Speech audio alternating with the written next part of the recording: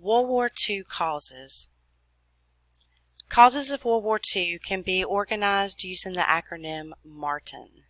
M for militarism by Japan, Italy, and Germany, which we'll also refer to in this list as JIG. A, appeasement from Britain and France, with aggression by JIG. R, resentment of the Treaty of Versailles. T, totalitarian policies of JIG. I, imperialism, taking over other countries. N, nationalism, extreme pride, devotion to nation, large part of fascism. So these are the areas that we will focus on with World War II. So the fraction of various countries' population that died in World War II. The toll of World War II is hard to understand, even when the numbers are right in front of you. Most of those killed were civilians. That means they were not in the military. Entire cities and families were destroyed all over the world. So taking a look at the bar graph here, we see the different countries listed on the right. And the red bar with the number represents people that died in World War II. So just kind of take that in for a moment. Those numbers are very large. The bottom percentages, 0, 5%, 10%, 15%, and so on, are the percentages of that country's population.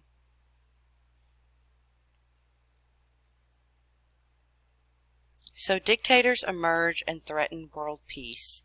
For many European countries, the end of World War I was the beginning of revolutions at home, economic depression, and the rise of powerful dictators.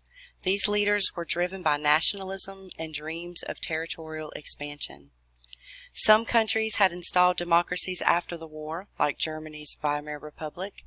However, these countries struggled to recover financially.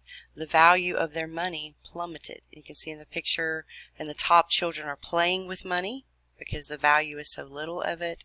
And in the bottom picture, the lady is burning money, probably for heat, because that was more important than the value of the money. So that's what it means by plummeted. Its value went down very, very low.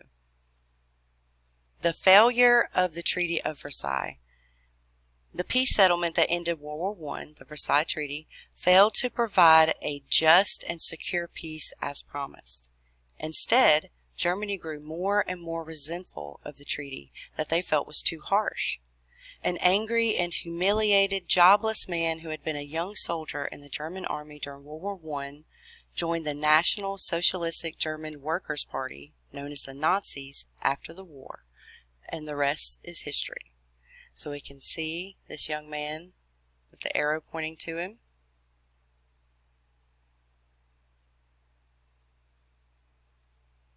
In Germany, Hitler gains following.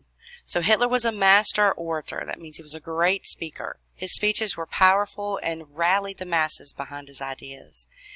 Hitler's ability as a public speaker led to his popularity. Just listen to one of his speeches. You'll probably get chills, even though you don't understand what he's saying. One word you should listen for is Juden, the German word for Jew.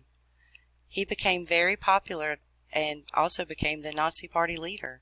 He was called the Der Führer by the people. He promised to return Germany to its old glory. So Hitler takes power. Hitler explained his beliefs in his book Mein Kampf, which means My Struggle. He wanted to unite all German-speaking people under one grand empire. He wanted racial purity. Inferior races such as Jews, Slavs, and all non-whites were to form a workforce for a master race, the Aryans. So a common misconception is that Aryan people only have, blonde hair and blue eyes, but that's not true. Aryan people were of the Germanic ethnicity, so that would be their ancestors traced back to Germanic people. We can see in the top picture there, young children, Hitler Youth practice their salutes and declare Heil Hitler. We can see on the bottom there a picture of his book Mein Kampf. After President Hindenburg dies in 1934, Hitler takes total control. He uses his brown shirts, just like Mussolini's, to maintain control and suppress opposition. So opposition would be anyone going against his ideas or his plan. So at the same time with Hitler, we have in Italy the rise of fascism and Benito Mussolini. So Mussolini seized power, taking advantage of similar high employment, inflation, and fear of communism. So Italy was not doing well after World War I. The Italian people called him, I'm going to say, I'm not sure about the first one, but the Duce, the leader.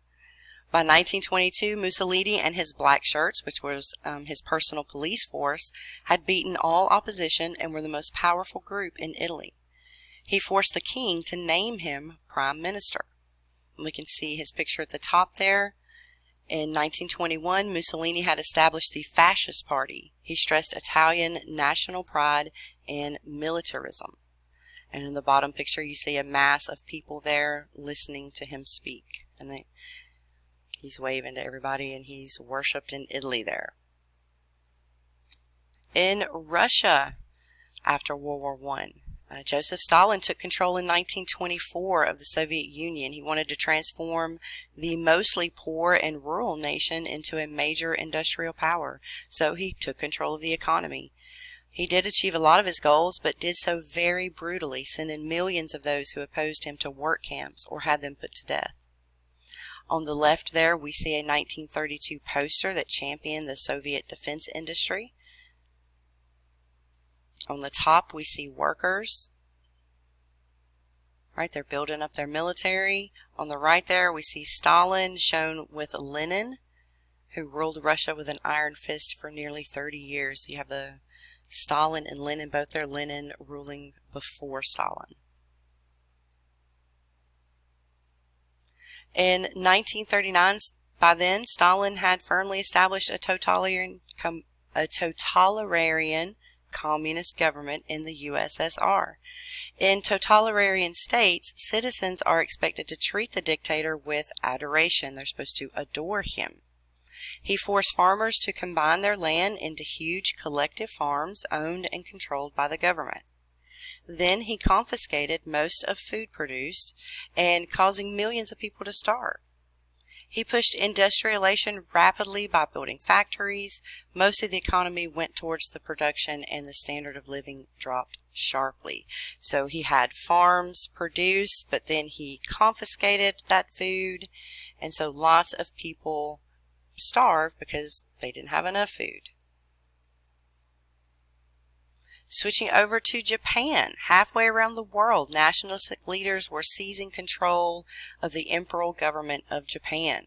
So kind of like Hitler, they desired a living space for their growing population. They're on a very small island, as you can see in the bottom picture there. So Japan is kind of small and isolated. You can see if you look towards the coast there, you have Soviet Union area, China, North Korea, South Korea, which are not split at this time, but that is where they are today.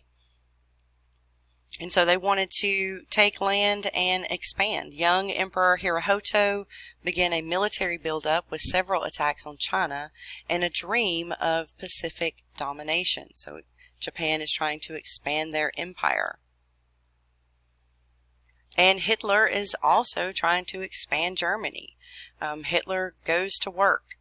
He mobilized for war by training troops and designing new military technologies.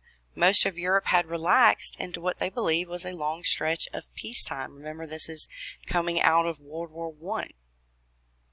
Germany began rearming. All right, that means they began building their military back up, which was in violation of the Treaty of Versailles, the treaty that ended World War I. So Hitler found this humiliating and unfair. At first, he only claimed territories that contained German-speaking populations, and these people did not protest. He said that he would stop once he united all German people together, but he was actually just getting started. Hitler claimed Germany on the basis of needing more living space, liberalism, and resources. In 1930, Germany and Japan leave the League of Nations, right, which was created after World War I. In 1936, he militarized the Rhineland, which means that he brought troops into the Rhineland, which was also a violation of the Treaty of Versailles. And then he made an alliance with Italy. Remember, we talked about Mussolini had taken over Italy, so now he's working with Hitler. All right, we get Austria comes into the Germany Empire in 1938, and also the Sudetenland and part of Czechoslovakia. So you can see on the map there where Germany is expanding. So during this time was the time known as appeasement. He's meeting with other European leaders, but no one really wants to go to war just coming out of World War I. So appeasement is giving into an aggressor. Hitler invited the leader of England and France to Munich, Germany, to discuss his aggressive behavior. He promised that the annexation of the Sudetenland would be the last territorial demand. All right, so wanting to avoid war, France and England signed the Munich Agreement. Chamberlain, who was the leader of Great Britain at the time, the Prime Minister, giving Hitler the territory, returned to England and announced, "I have come back from Germany with peace and honor. I believe it is peace in our time." So they're still trying to just stay out of war. So they are saying, okay, Hitler, you can have this little bit of land, but don't take any more. The German offensive begins. Surprise, Hitler lied. He begins to expand even more from German-speaking territories. So despite the Munich Agreement, Hitler was not finished expanding the German Empire. March 15, 1939, German troops poured into what remained of Czechoslovakia. At nightfall, Hitler declared Czechoslovakia has ceased to exist. And Hitler makes a new friend. England realized that appeasement had failed and Hitler had tricked the Prime Minister Chamberlain. They began war preparations. Adding to the confusion and fear, Hitler signs a non-aggression pact with Stalin, remember, the leader of the Soviet Union. Once bitter enemies, now Communist Russia and Fascist Germany, vow to never attack each other. So the Axis powers are growing and they turn their sights to Poland, which did not have a German-speaking population, but instead contained millions of Jews. This is a cartoon here of Stalin and Hitler. Now they're marching together.